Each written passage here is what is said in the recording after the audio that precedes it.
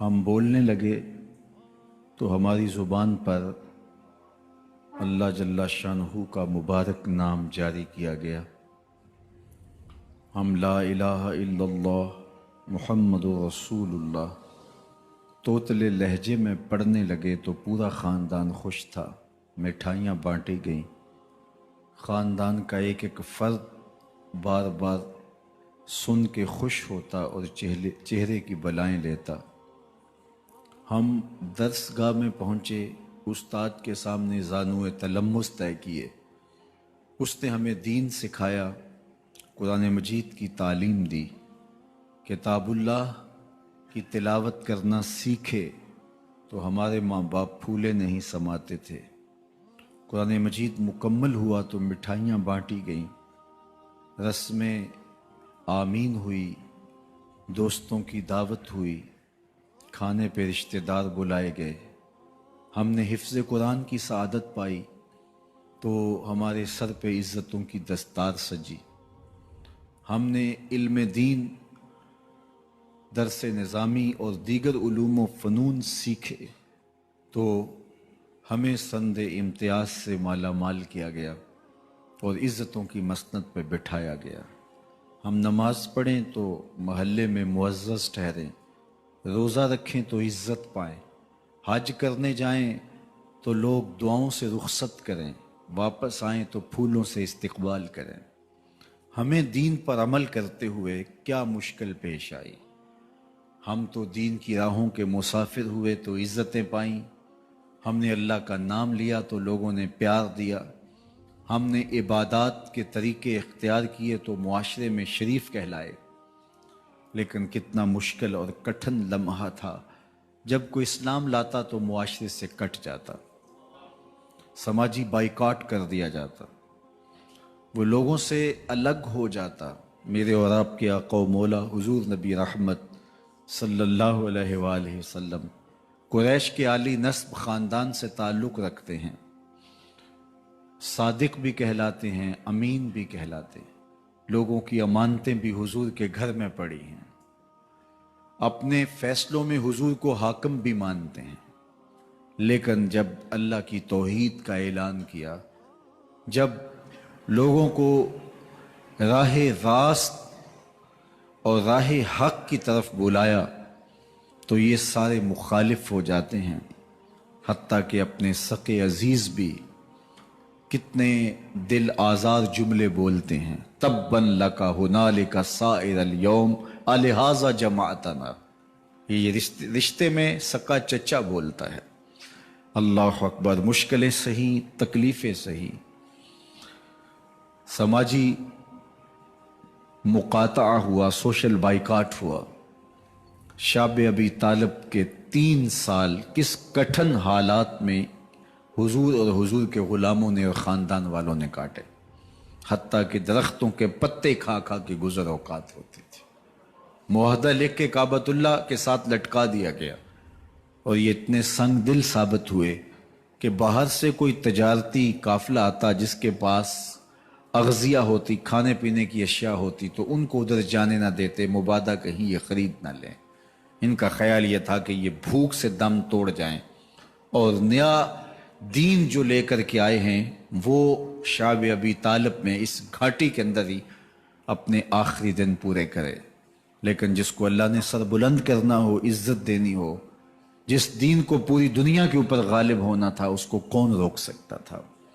اللہ کے محبوب علیہ الصلوۃ والسلام نے محنت، تندہی، کوشش اور کد و کاوش کے ذریعے لوگوں تک پیغام حق کا ابلاغ کیا۔ سب سے پہلے حضور کی اہلیہ حضرت سیدہ خدیجہ الکبریٰ رضی اللہ تعالی عنہا ایمان لاتی ہیں۔ حضور علیہ السلام کے قریبی دوست، گہرے دوست حضرت سیدنا ابو بکر رضی اللہ تعالی عنہ ایمان لاتے ہیں۔ حضرت علی المرتضیٰ رضی اللہ تعالیٰ عنہ اگرچہ نو عمر ہے لیکن سینے پہ ہاتھ رکھ کے کہتے ہیں جان و دل فدا کروں گا حضور آپ پہ۔ حضرت بلال حبشی اسلام لاتے ہیں، حضرت عمار ابن یاسر، حضرت سمیہ، حضرت یاسر اسلام لاتے ہیں۔ 38 لوگ ایک ایک کر کے اسلام میں داخل ہوئے۔ کفار تو چاہتے تھے کوئی دوسرا شخص ان کے ساتھ کھڑا نہ ہو، تو جب 38 لوگ حضور کے ساتھ کھڑے ہو گئے تو ان کے لیے بڑا اذیت ناک لمحہ تھا کہ یہ تحریک جس کو ہم روکنا چاہتے ہیں یہ پھیلتی چلی جا رہی ہے، لوگ اس کے ساتھ شامل ہوتے چلے جا رہے ہیں اور لوگ ان کے لیے محبتیں اور ان کے لیے پیار پیش کرتے چلے جا رہے ہیں۔ عبداللہ ابن جدعان کے گھر کے قریب سے میرے حضور گزر رہے تھے کہ ابو جہل نے دیکھ لیا اور ہاتھ میں نوکیلا پتھر پکڑا اور حضور پہ حملہ آور ہو گیا۔ آقا کریم علیہ السلام نے کوشش کی کہ الجھاؤ پیدا نہ ہو، لیکن یہ اس بات پہ تلا ہوا تھا کہ حضور کو اذیت دے۔ اس نوکیلے پتھر سے حملہ آور ہو کے حضور کو گہرے زخم دیتا ہے، حتیٰ کہ حضور کے مبارک بدن سے خون بہنے لگ جاتا ہے۔ وہاں سے حضور سین حرم میں پہنچتے ہیں اور اللہ کی حضور سر بسجود ہو جاتے ہیں۔ حضور کے چچا حمزہ بن عبد المطلب ابھی اسلام نہیں لائے تھے، وہ شکار کھیل کے واپس آ رہے ہیں، اور جب وہ شکار کھیل کے آتے تھے تو بڑا اترا کے چلتے تھے۔ انہوں نے سنا کہ دو لونڈیاں آپس میں بات کر رہی ہیں۔ اس کو پتہ ہوتا نا کہ اس کے بھتیجے کے ساتھ کیا سلوک ہوا ہے تو یہ کبھی بھی ایسی چال نہ چلتا، اس کی ٹوری کوئی اور ہوتی۔ تو رک گئے، قدم خود بخود ٹھہر گئے، رک کے پوچھا کیا ماجرا ہوا؟ کہا تمہارے بھتیجے کو ابو جہل نے مارا ہے اور اس کے نازک بدن سے خون بہتا رہا۔ وہ خاموش تھا لیکن اس نے جان بوجھ کے زیادتی کی اس پر، بس غصے میں بپھر گئے۔ سین حرم کے آس پاس قریش اپنی مسندیں جمائے بیٹھے ہوتے تھے ٹولیوں کی شکل میں۔ آج امیر حمزہ آئے اور ابو جہل کو تلاش کر کے اپنی کمان کو زور سے اس کے سر پہ مارا اور اس کا سر پھٹ گیا، اور ساتھ بولے تم نے ہمارے بھتیجے کو لاوارث سمجھا ہے؟ اب اس کے حواری کھڑے ہو گئے، لیکن ابو جہل بڑا کائن شخص تھا، اس نے سمجھا کہ یہ تو اب تنہا ہیں، لیکن لڑائی کی آگ روشن ہوگی تو بنو ہاشم بھی نکل آئیں گے تو یہ لڑائی لمبی ہو جائے گی، تو اس کا سبب میں ہوں، قصور میرا ہے۔ اس نے کہا بس مجھ سے غلطی ہو گئی، اس طرح اس نے بات کو ٹال دیا۔ اب حضور کے چچا حضور کو ڈھونڈ رہے ہیں۔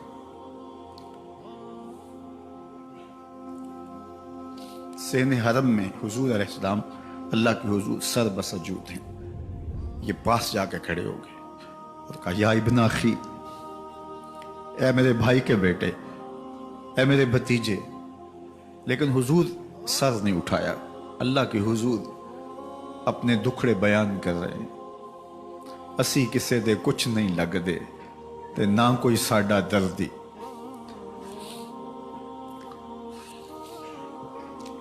اللہ کے محبوب علیہ السلام اللہ کی حضور سر بسجود ہے۔ انہوں نے پھر کہا یا ابن اخی، اے میرے بھائی کے بیٹے، اور انہیں بے چینی ہے کہ بتاؤں کہ حوصلہ رکھو میں تمہارا بدلہ لے لیا، لیکن حضور سر نہیں اٹھا رہے۔ تیسری مرتبہ پھر آواز دی، حضور نے سر اٹھایا، آنکھیں آنسوں سے بھری ہوئی تھی، تو برجستہ کہا بھتیجے میں تمہارا بدلہ لے لیے۔ میرے حضور نے فرمایا چچا مجھے اس کی کوئی خوشی نہیں ہوئی۔ یہ حیرت زدہ ہو گئے کہ اتنا بڑا کام، اس وقت مکے کا اتنا بڑا سورما، اور میں اس سے ٹکرا کے آیا ہوں اور یہ کہہ رہے ہیں مجھے کوئی خوشی نہیں ہوئی۔ قسمت اچھی تھی۔ بولے بھتیجے تم کیسے خوش ہوتے ہو؟ کہا جس رب کو میں مانتا ہوں اس کو تم بھی مان لو۔ تو امیر حمزہ کی قسمت اچھی تھی تو آگے بڑھے اور اسلام قبول کر لیا۔ 38 لوگ پہلے مسلمان تھے، یہ 39 میں مسلمان ہو گئے۔ بس ان کا اسلام لانا مسلمانوں کے لیے تسکین قلب کا سامان ہوا۔ حضور کی آنکھوں میں امٹتے ہوئے آنسو، آگے بڑھے، کعبے کو غلاف کو پکڑا، کہا اللہم اعز الاسلام باحب الرجلین الیک بعمر ابن الخطاب اور بعمر ابن حشام۔ اے اللہ ایک شیر دیا ہے، ایک شیر اور دے دے، اب تیری مرضی، یا عمر بن خطاب دے دے یا عمر بن حشام دے دے، اگرچہ اس نے میرے اوپر پتھر برسائے ہیں، مجھے زخمی کیا ہے، لیکن اگر دین کی تقویت اس سے ہو سکتی ہے تو مالک مجھے کوئی غصہ نہیں۔ چاہے عمر بن حشام، یہ ابو جہل کا نام ہے، مجھے چاہے ابو عمر بن حشام دے دے یا عمر بن خطاب دے دے، ایک شیر دے دیا، ایک شیر اور عطا کر دے۔ حضور کعبہ کے غلاف سے لپٹ کے اللہ کے حضور دعائیں مانگ رہے ہیں۔ 39 لوگ اسلام لا چکے ہیں، 40ویں کا انتظار ہے۔ اللہ کے محبوب علیہ السلام کی دعائیں ہیں، حضور کی التجائیں ہیں۔